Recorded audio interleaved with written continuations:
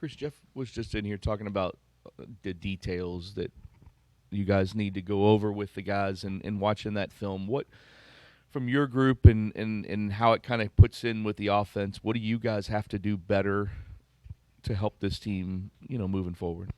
I think we all have to self-examine.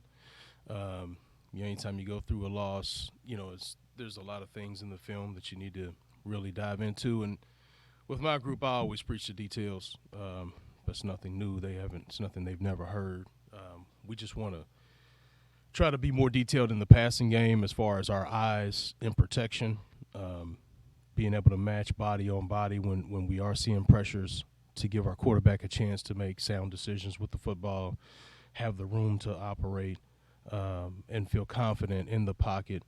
So there's a lot of detail that goes into that as far as our technique is concerned in pass protection, making sure we're on the same page with the O-line, to make sure that we give him a clean pocket and make sure also that we get out in the passing game when we need to and give him check down options so that we can be more efficient and continue to progress the ball down the field. But always continue to stress the importance of being detailed in the running game with our running tracks, helping out the O-line and their blocking schemes, understanding the types of fronts we're seeing.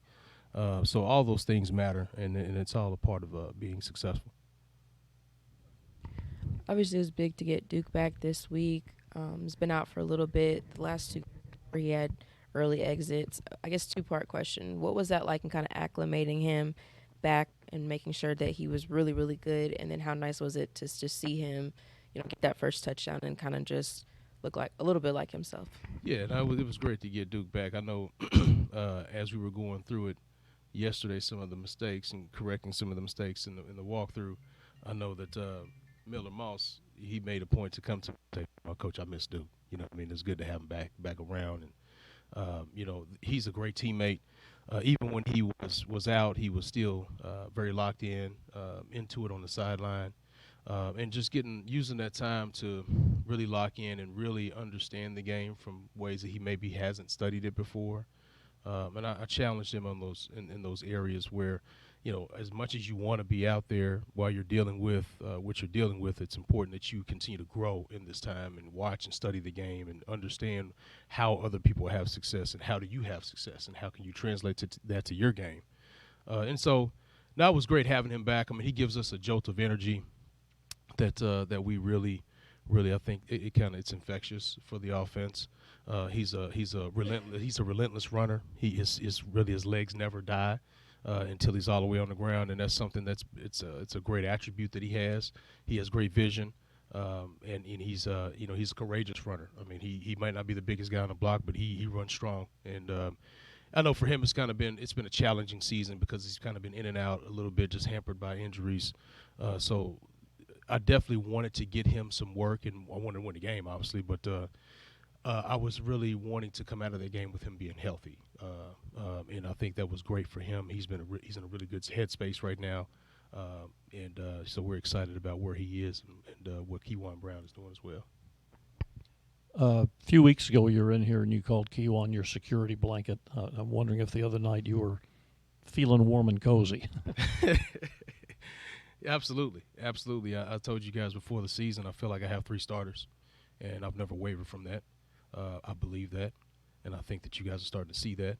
And he's just one of those guys that needed opportunity. And he was behind 2 shooting stars in Duke and Isaac. And in his first year was Isaac Garendo and Jawar Jordan.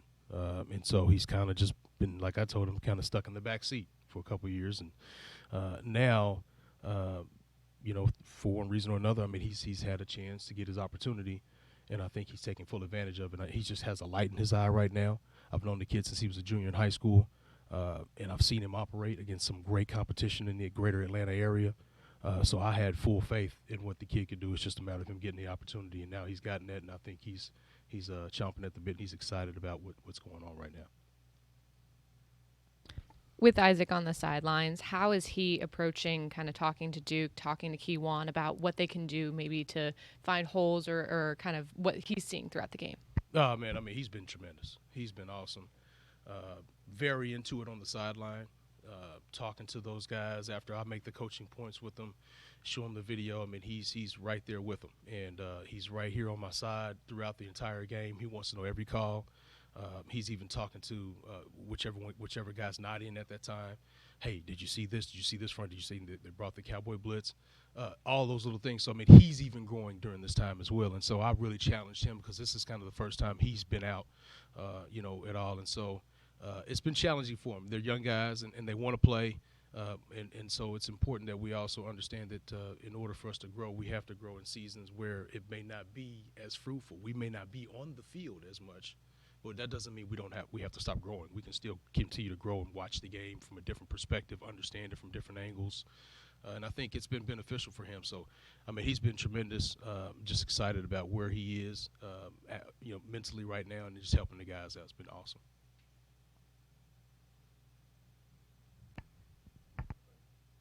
When you look at Clemson, what do you see from their defense, especially obviously against the rush?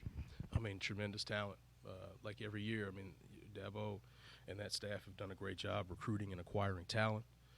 The front is very challenging. They've got two of the better defensive linemen, I think, in the country. I mean, just as a unit, they're long, they're athletic. They create disruption in the backfield, and so we've got to be prepared for that. And Tom Allen has done a good job of instilling his principles into that defense, the discipline at all three levels. I think the linebacking core, they've got some veterans there, and they move around. They're fast, and in the back end, I mean, they make plays. And we saw them get after Florida State this past weekend, so it's going to be a tremendous challenge.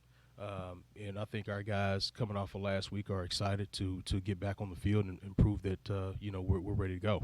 And it'll be a great challenge for us, but one that we've been looking forward to, and one that we definitely have a lot of respect for this opponent and the coaching staff and what they've done and what they've been able to build there.